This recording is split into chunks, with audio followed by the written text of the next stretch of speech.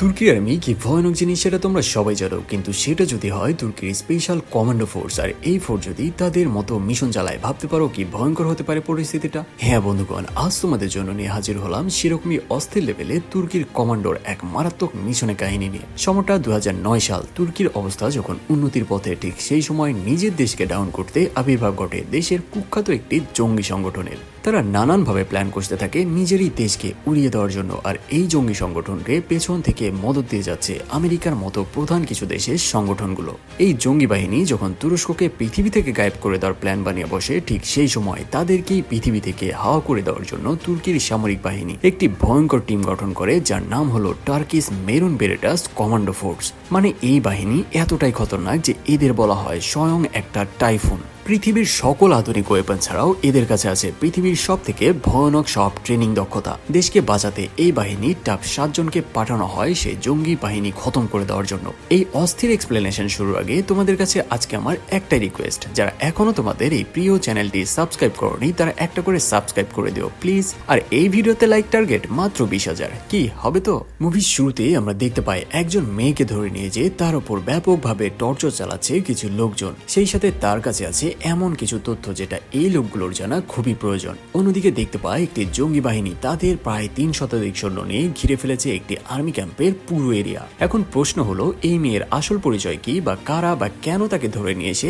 এমন অমানবিক নির্যাতন চালাচ্ছে? সেই সাথে তার কাছে এমন কি তথ্য আছে যেটা তারা জানতে চায়? অন্যদিকে এই জঙ্গি বাহিনীর সাথে আর্মিদের লড়াইয়ে শেষ পর্যন্ত কারা জয়লাভ করেছিল, চলো একে একে তোমাদের এই সকল প্রশ্নের উত্তর দিয়ে আসি। এখানে আমরা এই জঙ্গি সংগঠন বাহিনীর বেশ কিছু সিনিয়রদের দেখতে পাই, যারা এখানে বসে তাদের সকল প্ল্যান নিজেদের মধ্যে বুঝে নিয়েছিল। এখানে তারা তুর্কির সব থেকে নামি দামি জায়গাগুলো পয়েন্ট করে মার করতে থাকে সেগুলোকে উড়িয়ে দেওয়ার জন্য। যেমন ধরো আর্মি ক্যাম্প, সামরিক এরিয়া, অ্যাস্ট্রোনমিক্যাল এরিয়া ইত্যাদি ইত্যাদি। মানে একবার চিন্তা করে দেখো কি লেভেলে মাস্টার প্ল্যান। এরা যেভাবে প্ল্যান বানিয়েছে, যদি তারা এই মিশনে সাকসেস হয় তবে তুর্কির নামই গায়েব হয়ে যাবে পৃথিবীর মানচিত্র থেকে। এখানে আমরা এই সংগঠনের প্রধান মেহমুদ ওজগার ও তার একমাত্র ডান হাত কোলাক সেহরুতকে দেখতে পাই। তারা সেখানে নিজেদের মধ্যে প্ল্যান বুঝে নিয়ে মিটিং যেই সমাপ্ত করে, ঠিক সেই সময় দরজা ভেঙে তাদের উপর আক্রমণ করে বসে তুর্কির স্পেশাল ফোর্সের মেরুন বেরেটাস ফোর্সের একটি টিম। তারা সেখানে নিরস্ত্র থাকায় মুহূর্তেই এই টিম তাদের ওপর আক্রমণ চালাতে শুরু করে। সেখানে তারা সবাইকে হোস্টেজ করে নিলে ওজগারের চালাক কোলাক সেখান থেকে কৌশলে ভেগে যেতে সক্ষম হয়। আর এই কাহিনী দেখে স্পেশাল ফোর্স সবাইকে সেখানে হত্যা করতে শুরু করে, শুধুমাত্র এই সংগঠনের প্রধান মেহমুদ ওজগারকে জীবিত রেখে। কারণ তারা যদি ওজগারকেও হত্যা করে ফেলে তাহলে তাদের কোথায় কোথায় কোন প্ল্যান করা আছে সেটা তারা আর জানতে পারবে না। তাই কান টানলে মাথায় এমনিতে আসবে। তারা সেখানে দ্রুত ওজগারকে হোস্টেজ করে নিয়ে সেখান থেকে বেরিয়ে যেতে থাকে। বেশ কিছু দূর যেতে তাদের ওপর পেছন থেকে আক্রমণ করে বসে কোলাক। সেখানে তাদের মধ্যে চলতে থাকে মারাত্মক রকমের গোলাগুলি। ওজগার তাদের বলতে থাকে তারা কোনোভাবেই তাকে নিয়ে এই এরিয়া পার করতে পারবে না, কারণ এখানে শুধু তার আইন চলে। সে বারবার তাদের সাবধান করতে থাকে সামনে না এগোনোর জন্য, কিন্তু স্পেশাল ফোর্সের টিম তার কথায় কান না দিয়ে তাকে নিয়ে সামনের রাস্তা ক্লিয়ার করতে থাকে আর সামনে এগিয়ে যেতে থাকে। পরিস্থিতি আরো খারাপ হলে ক্যাপ্টেন তার বেসমেন্টের মেজরের সাথে যোগাযোগ করতে সক্ষম হয় এবং দ্রুত তাদের জন্য আরো একটি টিম পাঠানোর জন্য সাহায্য চায়। মেজর জানায়, তোমরা জাস্ট কষ্ট করে ওজগারকে নিয়ে আমাদের রাডার এরিয়ার আশেপাশে চলে আসো, বাকিটা আমরা দেখছি। ক্যাম্পে যখন সবাই জানতে পারে তাদের টিম ওজগারকে ধরতে সক্ষম হয়েছে, তারা সবাই আনন্দে মেতে ওঠে। কিন্তু মেজর তাদের জানায় এটা আনন্দের বিষয় নয়, বরং তারা যে কাজ করেছে তাদের সামনে ভয়াবহ বিপদ সামাল দিতে হবে। মানে বুঝতেই পারছো, এই টেরোরিস্ট ওজগার কোনো মামুলি গ্যাং না। এদিকে এই টিম আরো কিছু দূর আগাতেই তারা দেখতে পায় ওজগারের বাহিনী তাদের রাস্তা ব্লক করে হাতে সব অটোমেটিক রাইফেল AK-47 নিয়ে দাঁড়িয়ে রয়েছে। এটা দেখে ক্যাপ্টেন অর্ডার দেয় তাদের ওপর দিয়ে গাড়ি চালিয়ে দেওয়ার জন্য। অর্ডার মোতাবেক তারা তাদের ওপর দিয়ে গাড়ি চালিয়ে দিয়ে সেখান থেকে বের হয়ে আসতে কোনো রকমের সক্ষম হয়। তবে ক্যাপ্টেন বুঝে গেছে তারা এভাবে খুব বেশি দূর আগাতে পারবে না, তাদের অন্য কোনো উপায় বের করতে হবে। তাই তারা বেশ কিছু দূর আগানোর পরে ফাঁকা জায়গা দেখে গাড়ি থেকে নেমে পড়ে আর গাড়ি সেখানে রেখে ওজগারকে নিয়ে জঙ্গলের রাস্তা বেয়ে সামনে এগোতে থাকে। এদিকে ক্যাপ্টেনের কথা সত্য প্রমাণিত করে তাদের ফেলে আসা গাড়ি পর্যন্ত পৌঁছে যায় ওজগারের আরো বাহিনী। তারা সেখানে পুরো গাড়ি সার্চ করে দেখতে পায় সেখানে কেউই নাই। এরপর সেখানে এসে উপস্থিত হয় ওজগারের সেই চেলা কোলাক। সে যখন জানতে পারে তারা অন্য কোনো পথে তাদের লিডারকে নিয়ে যাচ্ছে, তখন কোলাক তাদের বলে আলাদা আলাদাভাবে চারিদিকে ছড়িয়ে পড়তে, আর পুরো জঙ্গল সহ জঙ্গলের ভেতরে যতগুলো রাস্তা রয়েছে সবগুলোর চেক পয়েন্টগুলোতে পজিশন নিতে বলে। মানে তার একটাই কথা, যেভাবেই হোক তাদের লিডারকে ছাড়িয়ে নিতেই হবে যে কোনো মূল্যে। আর অর্ডার পেয়ে সেই বাহিনী আলাদা আলাদাভাবে চারিদিকে ছড়িয়ে পড়ে। আর অন্যদিকে এই আর্মি টিমও ওজগারকে নিয়ে পাহাড় বেয়ে সামনে এগোতে থাকে। এখানে তোমাদের এই টিমের সাথে পরিচয় করিয়ে দেয়। এই টিমের ক্যাপ্টেনের নাম জাভুস কারাকসু, senior commando বুরাক কুলাকসিজ, junior commando Faizullah আইতাক ও সর্বোপরি এই টিমের আরও দুজন জুনিয়র কমান্ডো সেলিম ও হাসান। তারা সেখানে গুগল ম্যাপ দেখে পাহাড়ি রাস্তা বেছে নেয় এবং সেই রাস্তা বেয়ে ওজগারকে নিয়ে সামনে আগানো শুরু করে। এভাবে বেশ কিছুক্ষণ পাহাড় আর জঙ্গল পার করে তারা এসে পৌঁছে যায় একদম ফাঁকা একটি মাঠের ভেতরে। তবে এখানে একটি সমস্যা রয়েছে, মানে এখানে তাদের দূর দূরান্তে সহজেই দেখা যাবে। তাই জাভুজ আবার তার ক্যাম্পের সাথে যোগাযোগ করে ইনস্ট্রাকশন চায় সেখান থেকে বের হওয়ার জন্য। যখন মেজর তাদের লোকেশন জানতে পারে, মেজর বেশ ভয় পেয়ে যায়, কারণ তারা এমন একটা জায়গা আটকে গেছে সেটা ওজগারের মেইন ঘাটির আশেপাশে। তাই মেজর তার সাইবার টিমের থেকে পুরো এরিয়ার ম্যাপ বের করে নেয় আর সেইভাবে তাদের ইনস্ট্রাকশন দিতে থাকে। আর মেজরের ইনস্ট্রাকশন ফলো করে এই টিম আবারও রাস্তা ধরে আগাতে শুরু করে। এদিকে ওজগারও চুপচাপ একদম তাদের সাথে এগোতে থাকে, কিন্তু এই টিম মোটেও বুঝতে পারেনি তাদের জন্য সামনে কি ভয়ানক বিপদ অপেক্ষা করছে। অন্যদিকে আমরা একটি ক্যাফেতে কজন এজেন্টকে দেখতে পাই যারা একটি মেয়েকে ফলো করছিল। এই মেয়ের নাম নীলা মেরিক। আসলে এই মেয়েই ছিল সেই মেয়ে যাকে তোমরা প্রথমে দেখেছিলে টর্চার করতে। এই নীলা মেরিক ছিল তুর্কির সামরিক বাহিনীর একজন সক্রিয় সদস্য, মানে বলতে পারো এই বেরেটা স্পোর্টসের একজন গুপ্তচর। সেখানে আমরা তাকে ডিপ্রেস অবস্থায় দেখতে পাই। আসলে তার এই বিষণ্ণতার পেছনে রয়েছে আরও এক মর্মান্তিক কাহিনী। সেটা হলো তার ছোট বোন দিয়া মেরিক ইতিমধ্যেই না জেনে প্রেমে জড়িয়ে পড়েছে একটি ছেলের সাথে। আর এই ছেলে আর কেউই নয়, স্বয়ং ওজগারের চালা কোলাগের পুত্র, যার নাম এরদিম। নীলা যখন এটা জেনে যায়, সে তার ছোট বোনকে নানানভাবে বোঝাতে থাকে সে যাকে ভালোবাসে তারা দেশের মোস্ট ওয়ান্টেড ক্রিমিনাল। আর এটা নিয়ে তাদের মধ্যে প্রতিদিনই বাসায় ঝামেলা হতে থাকে, যার কারণে নীলা মেরিকের ছোট বোন দিয়া মেরিক বাসা থেকে রেগে মেগে একেবারের জন্য বের হয়ে যায়। অন্যদিকে আমরা দিয়া মেরিককে দেখতে পাই যে বাসা থেকে বের হয়ে চলে যায় তার বয়ফ্রেন্ড এরদিমের বাসায়, মানে সে নিজেই তার মৃত্যুর দিকে এগিয়ে গেছে। দিয়াকে দেখে এরদিমের ভেতরের পশুত্ব জেগে ওঠে, তাই সে দিয়ার ডিংসে মিশিয়ে দেয় ঘুমের ট্যাবলেট। মানে বুঝতেই পারছো এখন কি ঘটনা ঘটতে চলেছে। ডিং শেষ করে হঠাৎ দিয়া ভাবতে থাকে সে তার বোনের সাথে যা করেছে সেটা মোটেও ভালো করেনি। তাই সে তার বোন নীলা মেরিককে কল দিয়ে তার কাছে সরি জানায়, আর সে এটাও জানায় সে দ্রুত তার কাছে ফিরে আসবে। কিন্তু যা হবার তা ইতিমধ্যেই হয়ে গেছে। মেডিসিন তার কাজ শুরু করলে দিয়া আস্তে আস্তে সেখানেই ঘুমিয়ে পড়ে। আর এইদিকে সেই এজেন্ট দুজনও আর কেউই নয়, তারা ছিল এই বেটা কোলাকের এজেন্ট। নীলা সেখান থেকে বাড়ির উদ্দেশ্যে রওনা দিলে সেখান থেকে নীলাকেও তার হাত পা বেঁধে তুলে নিয়ে যায় তাদের আস্তানায়। মানে জাস্ট একবার চিন্তা করে দেখো কি লেভেলের মাস্টার প্ল্যান। এত কিছুর মধ্যেও একদিকে কোলাক নিজেই তাড়িয়ে বেড়াচ্ছে পুরো এক কমান্ডো টিমকে, অন্যদিকে তার চালাপালা দিয়ে কমান্ডো টিমের সবাইকে পাকড়াও করাচ্ছে, সেই সাথে নিজের ছেলেকে দিয়ে ফাঁদ পেতে ধরে ফেলেছে গুপ্তচর নীলার বোনকে। কারণ কোলাক ভালো করে জানে এই কমান্ডোগুলো কঠিন থেকে কঠিনতম শক্ত হয়ে থাকে। নিজের জীবন চলে গেলেও তারা নিজেদের মিশন সিক্রেট কাউকে বলবে না। তাই সে নীলার সাথে সাথে তার ছোট বোনকেও ধরে নেয় যেন তাকে ব্ল্যাকমেইল করতেও বাদ না যায়। নীলাকে ধরে নিয়ে তার উপর চালাতে থাকে ব্যাপকভাবে নির্যাতন, আর তাকে জিজ্ঞেস করতে থাকে তাদের বেরেটাস টিম ওজগারকে কোথায় নিয়ে যাচ্ছে। কিন্তু এত এত টর্চারের পরেও নীলা যখন মুখ খুলতে অস্বীকার করে তখন শুরু হয় আরেকভাবে নির্যাতন। এবার সরাসরি তাদের কাছে কল দেয় এরদিম, যেখানে নীলা দেখতে পায় তার প্রাণপ্রিয় ছোট বোন অচেতন অবস্থায় এরদিমের সামনে পড়ে রয়েছে। মানে এরদিমের এখন যা ইচ্ছা সেটাই তার বোনের সাথে করতে পারবে। এই দৃশ্য দেখে নীলা দোটানায় পড়ে দিলেও তারপরেও নীলা জানায় আমাদের দু বোনের সর্বস্ব গেল, আমরা তোদের কিছুই জানাবো না। তখন এরদিম ডয়ার থেকে ফিঙ্গার কাটার নিয়ে এসে তার বোনের আঙ্গুলে ধরে আর নীলাকে বলে আমরা তোদের সাথে খারাপ কিছুই করব না, কিন্তু এমন কিছু করব যা তোরা দুই বোন সারা জীবন বয়ে বেড়াবি। একটা করে প্রশ্ন করা হবে আর একটা করে উত্তর দিবি, আর উত্তর না দিলেই তোর বোনের একটা করে আঙুল কাটা পড়বে। ছোট বোনের এমন করুণ পরিণতি দেখে অবশেষে নীলা সবকিছু জানিয়ে দিতে রাজি হয়। অন্যদিকে জাভুস তার টিম নিয়ে এসে পৌঁছে যায় একটি রাস্তার ধারে। সেখানে তারা দেখতে পায় একটি গাড়ি তাদের দিকে আসছে। তারা সেই গাড়ি থামিয়ে নিজের পরিচয় দিয়ে ওজগারকে নিয়ে উঠে পড়ে সেই গাড়িতে। এদিকে যখন কোলাক সবকিছু নিজের কবজায় নিয়েও শুধু ওজগারকে খুঁজে পাচ্ছিল না, তখন সে আরো বহু সংখ্যক বাহিনী গঠন করে চারিদিকে ছড়িয়ে দেয়। সেই গাড়ির ভেতর ওজগার বেরেটাস টিমকে জানায় তারা খুব ভুল করে ফেলেছে, এর পরিণাম হবে খুবই মারাত্মক।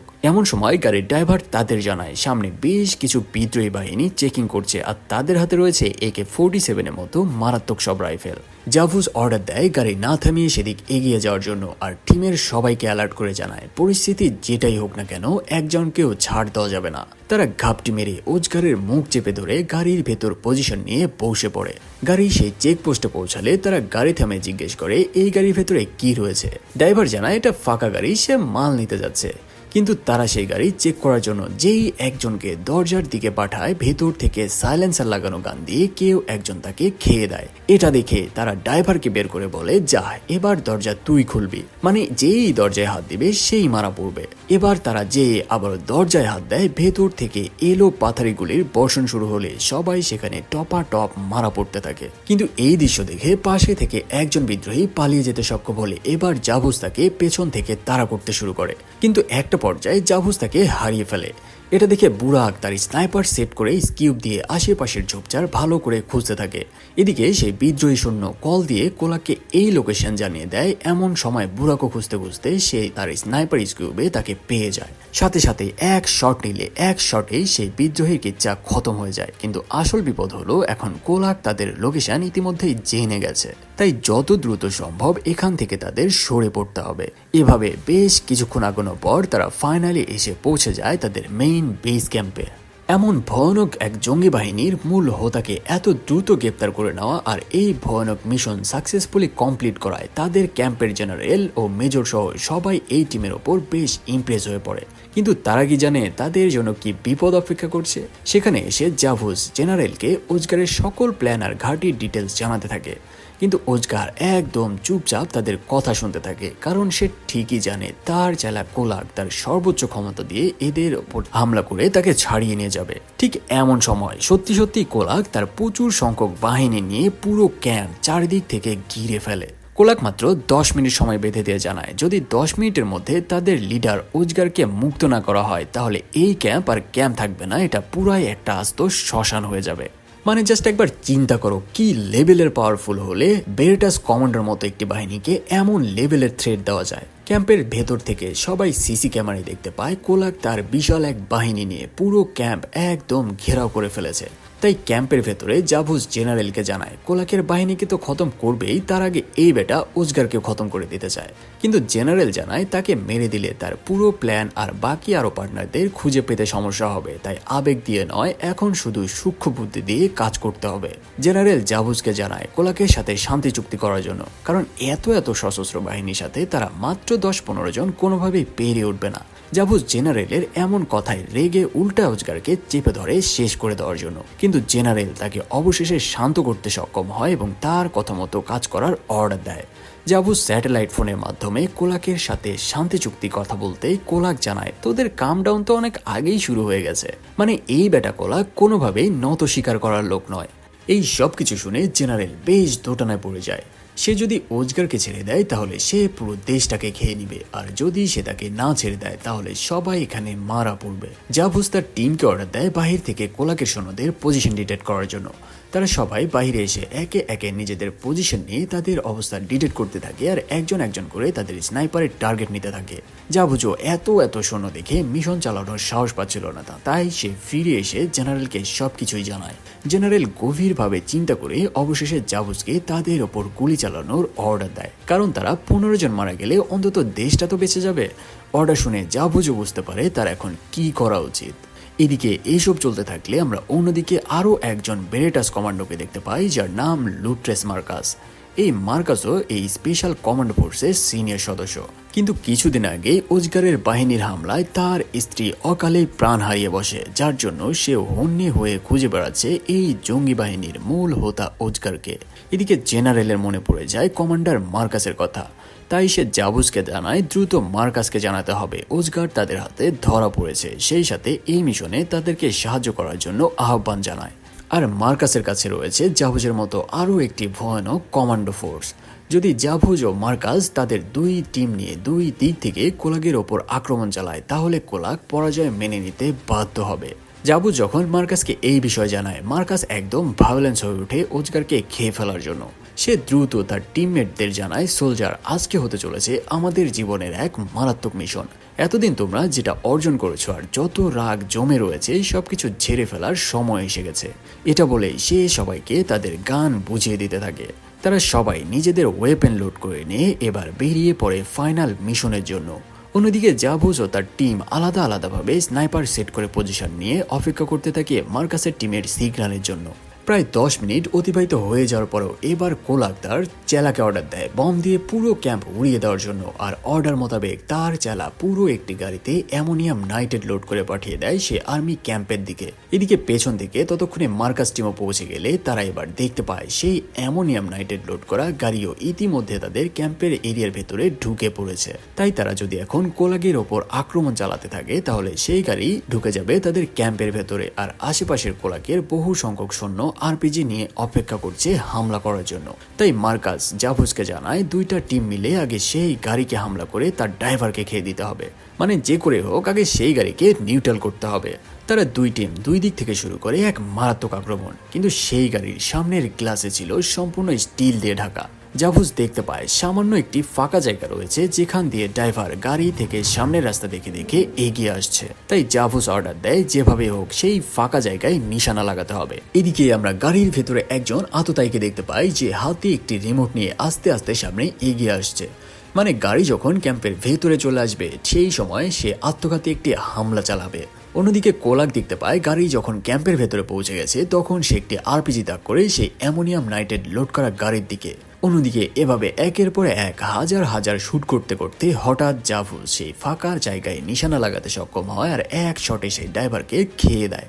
এই দৃশ্য দেখে কোলাক মারাত্মক রেগে মেগে অস্থির হয়ে যায় আর তার সমস্ত বাহিনীকে অর্ডার দেয় পুরো ক্যাম্প একদম ঝাঁঝরা করে দেওয়ার জন্য। এবার শুরু হয় আরেক মহাযুদ্ধ।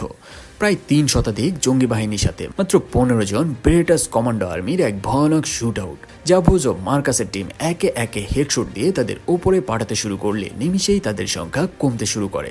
এমন ভয়ানক দৃশ্য দেখে নিজেদের প্রাণ বাঁচাতে বেঁচে থাকা সব সৈন্য রাইফেল আর আরপিজি তুলে নিয়ে পেছনের দিকে সরে যেতে শুরু করে। এসব দেখে কোলাগো বুঝতে পারে তাকেও এখন এখান থেকে ভেগে যেতে হবে, তা না হলে সেও মারা পড়বে। তাই সে দ্রুত সেখান থেকে পালিয়ে যায়। কিন্তু কমান্ডো টিম এবার তাদের সামনের রাস্তা একে একে ক্লিয়ার করে সামনে এগোতে শুরু করে আর মার্কাস কোলাকের পিছন নিয়ে ধাওয়া শুরু করে। এদিকে সেই গাড়ির ড্রাইভার আসলে তখনও মারা যায়নি। সে আবারও আস্তে আস্তে সে রিমোট তার হাতের কাছে নিতে থাকে। ঠিক সেই সময় সিনিয়র কমান্ডো বুরাক কুলাক্সি সেখানে যেই মাত্র গাড়ির দরজায় হাত দেয় সেই ড্রাইভার তার রিমোট চেপে দেয় আর সাথে সাথেই ভয়ানক এক ব্লাস্টে তারা দুজনেই সেখানে প্রাণ হারায়। এদিকে কমান্ডো টিম একে একে তাদের রাস্তা ক্লিয়ার করে সামনে এগোতে শুরু করে এবং মার্কাস কোলাগের পিছু নিয়ে ধাওয়া শুরু করে। এভাবে বেশ কিছুক্ষণ কোলাগের পিছু করতে করতে তারা নদী পাহাড় পার করে এবার চলে আসে কোলাগের ঘাটির কাছে। আর কিছু দূর আগাতেই তারা দেখতে পায় বেশ কিছু বাহিনী ঘাঁটি করে বসে রয়েছে। সেখানে যেই কোনো কথার সুযোগ না দিয়ে সামনে যাকেই পাচ্ছে তাকেই টপ কিল করা শুরু করে। সবাইকে ডাউন করে তারা সেই ঘাঁটিতে প্রবেশ করলে সেখানে তারা একজনকে হোস্টেস করে নিতে সক্ষম হয়। সেই সাথে একটি ম্যাপও দেখতে পায়। সেখানে তারা বুঝতে পারে কোলাগ এখানে নাই। তারা সেই ম্যাপ ভালোভাবে দেখে নিয়ে এবার সেই ম্যাপ ধরে সামনে এগোতে শুরু করে। অন্যদিকে আমরা কোলাগকে দেখতে পাই যে একটি ট্রাকে করে চোখ মুখ চাদরে ঢেকে পালিয়ে যাচ্ছে। সে তার বাহিনীর সাথে যোগাযোগ করে দ্রুত তার লোকেশন জানায় আর এই লোকেশনে তাদের বাহিনী পাঠাতে বলে, কারণ কিছু দূরে কোলাককে খোঁজার জন্য কমান্ডো বাহিনী চেকপোস্ট বসিয়ে দাঁড়িয়ে রয়েছে। এরই মধ্যে সেখানে জাবুস ও মার্কাস এসে পৌঁছায়, সেই সাথে কোলাকের ট্রাকও সেখানে এসে দাঁড়িয়ে যায়। জাবুস অর্ডার দেয় সেই ট্রাক চেক করার জন্য। কমান্ডো আর্মি যখন সেটি চেক করার জন্য যায় তারা সেখানে শুধু ভেড়া দেখতে পায়, কিন্তু কোলাক সেখানেই ছিল খড়ের গদির আড়ালে। সেই আর্মি আরো ভালো করে চেক করার জন্য সামনে আগাতেই সেখানে চলে আসে কোলাকের দুজন চালা। তারা সেখানে এসে কোনো কথা না বলেই সরাসরি গোলাগুলি শুরু করলে কমান্ডো টিমের মুহু গুলিতে তারা ঝাঁঝরা হয়ে যায়। এবার সেই কমান্ডো আবারও সেই ট্রাক ভালো করে চেক করতে গেলে এবার আমরা দেখতে পাই এই বেটা কোলাক এই গোলাগুলির সুযোগে সেখান থেকে ভেগে গেছে। কিন্তু তাকে দেখে ফেলে আরেক কমান্ডো। আবারও তাকে ফলো করতে করতে এবার তারা গভীর জঙ্গলের ভেতরে এসে পড়ে। এত বড় জঙ্গলে তাকে খুঁজে বের করা প্রায় একেবারে অসম্ভব।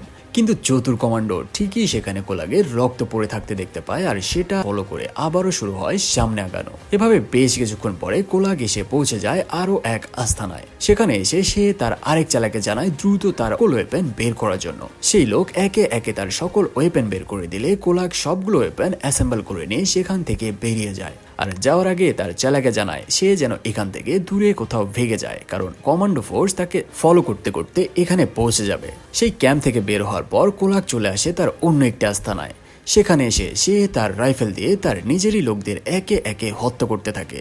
এরপর ভেতরে যেয়ে সে কয়েক রাউন্ড গ্রেনেড ছুড়ে মেরে পুরো ক্যাম্প একদম উড়িয়ে দেয়, কারণ কোলাগ ভালো করে জানে কমান্ডো টিম একবার যখন তার পেছনে পড়েছে তারা যেভাবে হোক তার সকল আস্তানায় পৌঁছে যাবে। তাই সে জানা কোনোভাবে একটা ক্লু যেন কমান্ডো টিমের হাতে না পড়ে। সে ওই আস্তানা ধ্বংস করে দ্রুত তার প্রধান সিকিউরিটি ফোর্সের সাথে যোগাযোগ করে তাদের কাছে পৌঁছে যায়। তার সিকিউরিটি ফোর্স তাকে নিরাপদে মেইন আস্তানার দিকে নিয়ে যেতে শুরু করলে সেই রাস্তায় তারা এবার পড়ে যায় কমান্ডো ফোর্সের সামনে। এবার জাভুস সেই গাড়ির দিকে লাগাতার শুট শুরু করলে অবস্থা তাদের ভয়াবহভাবে খারাপ হয়ে যায়। ফলে সামনে আগানো প্রায় অসম্ভব হয়ে পড়ে। তাই কোলাকের সিকিউরিটি তাকে গাড়ি থেকে নামিয়ে জঙ্গলের রাস্তা ধরে আগানো শুরু করে। কিন্তু এবার তারা ফেসে যায় কমান্ডার মার্কাসের টিমের কাছে। আসলে মার্কাসের টিমও জঙ্গল দিয়ে সেদিকে আসছিল, যার ফলে তারা এবার পড়ে যায় দুই দলের মাঝখানে। একদিকে জাভুস ও অন্যদিকে মার্কাস তার টিম নিয়ে একে একে কোলাগের সকল সিকিউরিটিকে খেতে শুরু করে। কেউ স্নাইপার দিয়ে, কেউ বা সরাসরি ঘাড় মোটকে তাদের টপাটপ মারা শুরু করে। কিন্তু এই সুযোগকে কাজে লাগিয়ে কোলাগ তার হাতের বাঁধন খুলে আবারও সেখান থেকে ভেগে যেতে শুরু করে। সবাইকে খতম করে যখন জাভুস দেখতে পায় কোলাগ আবারও সেখান থেকে ভেগে গেছে, সে এবার তার ক্যাম্পের সাথে যোগাযোগ করে জেনারেলকে জানায় তাদের লোকেশনের আশেপাশে ড্রোন পাঠিয়ে দিয়ে রাডার দিয়ে স্ক্যান করার জন্য। জেনারেল পুরো এরিয়া স্ক্যান করে জাভুসকে জানায় তাদের লোকেশনের একদম কাছে একটি কুঁড়ে ঘর রয়েছে। তাই জাভুস ও মার্কাস দুই দলে ভাগ হয়ে আবারও দুদিক দিয়ে এগিয়ে যায়। এর কিছুক্ষণ পর আমরা দেখতে পাই কোলাগ সেই জঙ্গল থেকে বের হয়ে রাস্তা দিয়ে এগিয়ে যাচ্ছে। কিন্তু এবার সে কিছু দূর আগানোর পরেই সামনে দেখতে পায় তার সামনে দাঁড়িয়ে রয়েছে জাভুস ও তার কমান্ডো ফোর্স। সে এবার পেছনে ঘুরতেই দেখতে পায় তার পেছনে থেকে এগিয়ে আসছে মার্কাসের কমান্ডো টিম। তাকে চারিপাশ থেকে কমান্ডো ফোর্স একেবারে ঘিরে ধরলে মারাত্মক ধাওয়া ও পাল্টা আক্রমণ শেষ করে অবশেষে কোলাগ নিজেকে স্যালেন্ডার করে ধরা দিতে বাধ্য হয় কমান্ডো ফোর্সের কাছে। আসলে জাভুস কোলাগের ওই চালাকে গ্রেপ্তার করে ফেলে যাকে একটু আগেই কোলাগ সেখান থেকে পালাতে বলেছিল, আর তার কাছ থেকেই কোলাগের লোকেশন তারা জেনে নেয়। এত চতুর হওয়ার পরও সামান্য একটি ভুলের জন্য সে আজকে এমনভাবে ধরা খেয়ে গেছে। তাই ক্রিমিনাল যতই চালাক হোক, তার ছোট্ট একটি ভুলই তাকে একদিন নিয়ে হাজির করবে কাঠগড়ায়। অবশেষে কোলাগকে গ্রেপ্তার করে কমান্ডো ফোর্স নিয়ে যায় তাদের জিম্মায়। মানে বুঝতেই পারছো এই বেরেটাস কমান্ডো ফোর্স তার সাথে এখন কি করতে চলেছে। আর এখানে এই সিরিজের শেষ হয়। এটা ছিল তুর্কির মোস্ট পপুলার সিরিজ যার নাম সসদিজি, আর আমি এটার একটা সিজন এক্সপ্লেনেশন করেছি। তোমরা যারা তুর্কির মুভি বা তুর্কি সিরিজের ফ্যান আছো তারা যদি চাও আমি পরবর্তী সিজন এক্সপ্লেন করার চেষ্টা করব। তো বলো কেমন লেগেছে আজকের এই এক্সপ্লেনেশন। যদি ভালো লাগে একটি সাবস্ক্রাইব করতে ভুলো না, সেই সাথে একটি লাইক করে ভালোবাসা জানিও। দেখা হচ্ছে খুবই দ্রুত পরবর্তী ভিডিওতে। ভালো থাকো, সুস্থ থাকো, ধন্যবাদ।